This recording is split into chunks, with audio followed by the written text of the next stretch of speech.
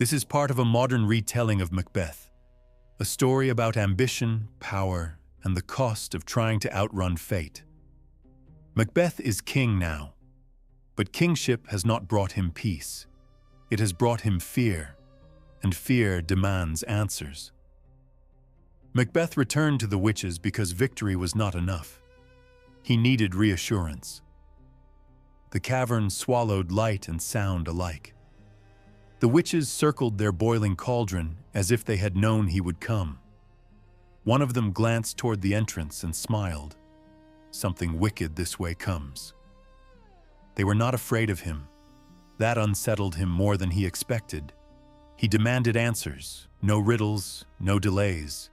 They obliged. The first apparition rose from the smoke, an armored head.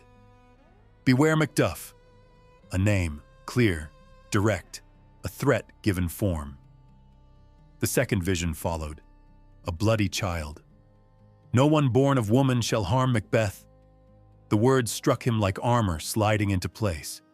Everyone is born of woman. The logic was flawless, the danger dissolved. The third apparition appeared, a crowned child holding a tree branch. "Macbeth shall never be defeated until Great Burnham Wood comes to Dunsinane Hill. Forests do not march. Trees do not rise from their roots." For the first time in months, he felt something close to relief. Untouchable. Still, one doubt remained. Banquo, when he asked, the witches did not speak. They showed him. A procession of kings, one after another, crowned and distant. Endless. Each face carried Banquo's blood. Banquo himself stood behind them, smiling. When the vision vanished, the cave felt smaller. Macbeth had secured the present, but the future did not belong to him. He had barely left when news arrived. Macduff had fled to England. The warning echoed in his mind. Beware Macduff, Macduff alive, Macduff beyond his reach. Something hardened inside him. If he could not strike the man, he would strike the man's world. His castle, Macbeth ordered, his wife, his children. No hesitation, no survivors. The decision felt simple. That frightened him more than the prophecy had. At her castle in Fife, Lady Macduff did not see strategy. She saw abandonment. Her husband had left without explanation. To her, it felt like betrayal. Her young son tried to make her laugh. He asked clever questions about traitors and loyalty.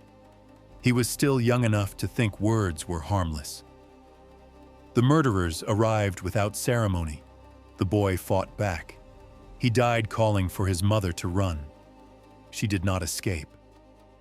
The castle fell silent, and something in Scotland shifted. This was no longer ambition. It was cruelty. In England, Macduff sought Malcolm, son of Duncan, and rightful heir to the throne. Malcolm had learned caution. Scotland had taught him that trust could be fatal. So he tested Macduff. He described himself as unfit to rule, consumed by greed, by lust, by every weakness a king should resist. Worse, he said, than Macbeth. Macduff did not hesitate. "Then Scotland is doomed," he answered. There was no flattery in his voice, no political maneuvering, only grief for his country. Malcolm understood. The test was complete. He confessed the lie and revealed the truth. England stood ready to support them. An army waited. Hope formed, fragile but real. Then Ross arrived. His news did not rush. It unfolded slowly. Macduff's wife, his children, all murdered. At first, Macduff seemed unable to process it. "All my children?" he asked. "All."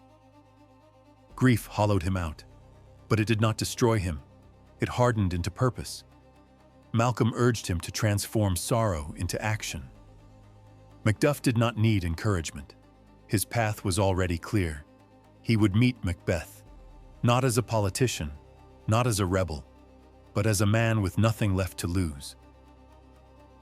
In the final act, guilt will no longer stay silent. Sleep will become an enemy. A forest will appear to rise, and the riddle of none of woman born will reveal the flaw Macbeth never saw. He thinks prophecy protects him. He is about to learn how precisely it was written.